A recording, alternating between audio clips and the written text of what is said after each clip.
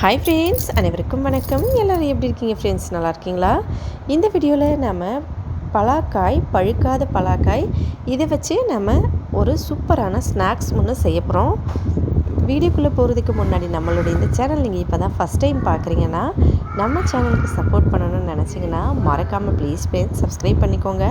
அதோட பக்கத்தில் இருக்க பெல் பட்டனையும் ப்ரெஸ் பண்ணிக்கோங்க. இதனால் புதுசாக எப்போ வீடியோஸ் அப்லோட் பண்ணாலும் உடனே உங்களுக்கு ஒரு நோட்டிஃபிகேஷன் வந்துடும். நம்மளோட எல்லா வீடியோஸையும் நீங்கள் மிஸ் பண்ணாமல் உடனே பார்க்கலாம். முதல்ல ஒரு பலாக்காய் எடுத்துக்கலாம்.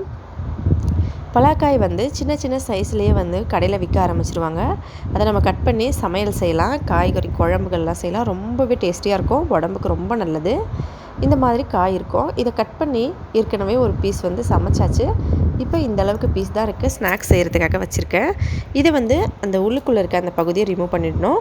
தோல் நல்லா ஒரு 1/2 இன்ச்சு போல் கட் பண்ணி எடுத்துடணும். மீதி எல்லாத்தையும் மெல்லிஸாக நம்ம கட் பண்ணி எடுத்துக்கலாம். கட் பண்ணும்போது கையில் எண்ணெய் தடவிட்டு கட் பண்ணணும், இல்லைன்னா பிசுப்பு தன்மை கையில் அப்படியே ஒட்டிக்கும். இப்போ கட் பண்ணி முடிச்சுட்டு இது எல்லாத்தையும் ஒரு தட்டில் போட்டு தண்ணி ஊற்றி நல்லா அலசிக்கலாம். இன்னொரு தடவை நான் ஏற்கனவே 2-3 தடவை கழுவிருக்கேன். ப்ளஸ் இன்னொரு தடவை கொஞ்சம் தண்ணி ஊற்றிட்டு அடுப்பு மேலே ஒரு கடாய் வச்சு அந்த கடாயில் கொஞ்சமாக தண்ணி வச்சுட்டு அதில் இது எல்லாத்தையும் போட்டு நம்ம வேக வச்சிடலாம். இந்த மாதிரி எல்லாத்தையும் சேர்த்துடணும். சேர்த்துட்டு கொஞ்சமாக உப்பும் கொஞ்சமாக மஞ்சத்தூளும் சேர்த்து நம்ம இதை வேக வச்சுக்கலாம். ஹை ஃப்ளேமில் ஒரு 3 நிமிஷம் வச்சா போதும். அதுக்குள்ளே நம்ம ஒரு மசாலா ரெடி பண்ணிடலாம்.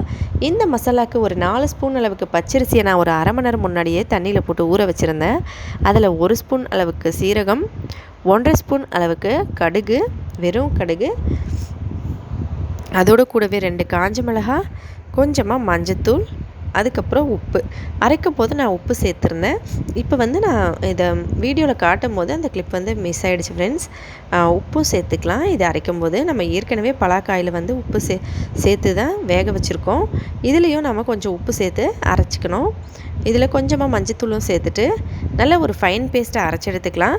தண்ணி தேவையான அளவுக்கு நம்ம சேர்த்துக்கலாம், ரொம்ப அதிகமாக வேண்டாம். கொஞ்சமாக சேர்த்து தண்ணியை அரைச்சி எடுத்துகிட்டு வந்துடலாம். இப்போ இங்கே பார்த்தோம்னா பலாக்காய் நல்லா வெந்துருச்சு. நல்ல ஹை ஃப்ளேமில் 3 நிமிஷம் வெந்ததில் பலாக்காய் சூப்பராக வெந்திருக்கு. இப்போ இது எல்லாத்தையும் ஒரு தட்டில் எடுத்து வச்சுக்கலாம். ஜல்லிக்கரண்டியை வச்சு நம்ம தண்ணியை வடிச்சிட்டு அப்படியே மேலே காய்கறிகளை மட்டும் இந்த காய் எல்லாத்தையும் அள்ளி அப்படி வச்சிடலாம். பாருங்கள், இப்படி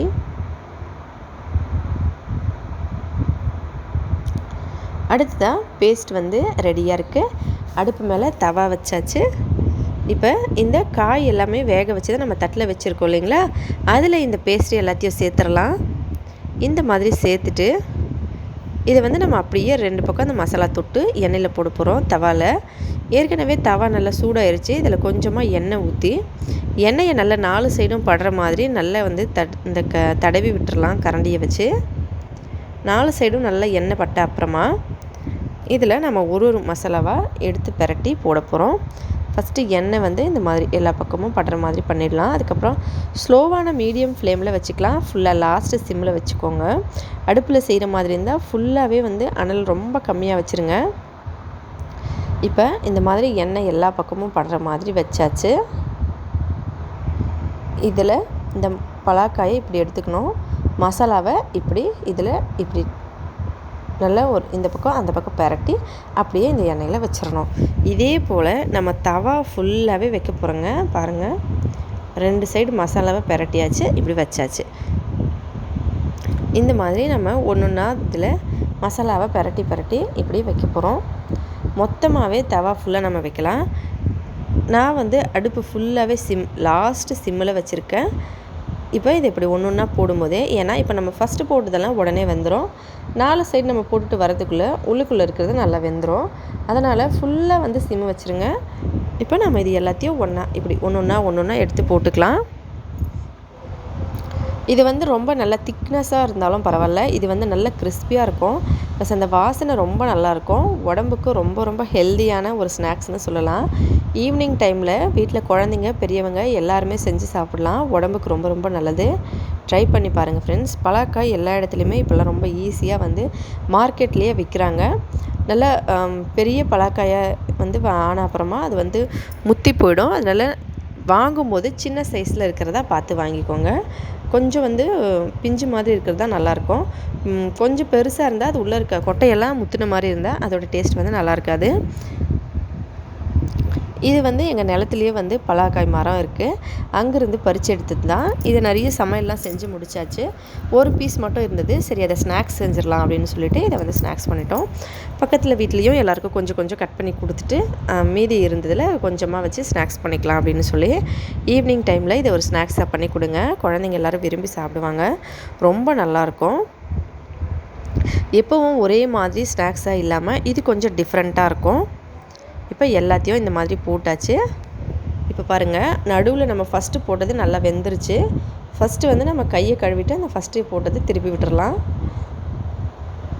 பாருங்கள், இந்த மாதிரி போட்டுட்டு எல்லா சைடும் 4 சைடும் எண்ணெய் படுற மாதிரி சும்மா லைட்டாக வந்து ஒரு அரை ஸ்பூன் எண்ணெயை வந்து எடுத்து 4 சைடும் அப்படியே போட்டு விடலாம். இப்போ இது எல்லாம் வெந்துருச்சு. நடுவில் இருக்கிறத வந்து நம்ம ஃபஸ்ட்டு மாற்றிக்கலாம்.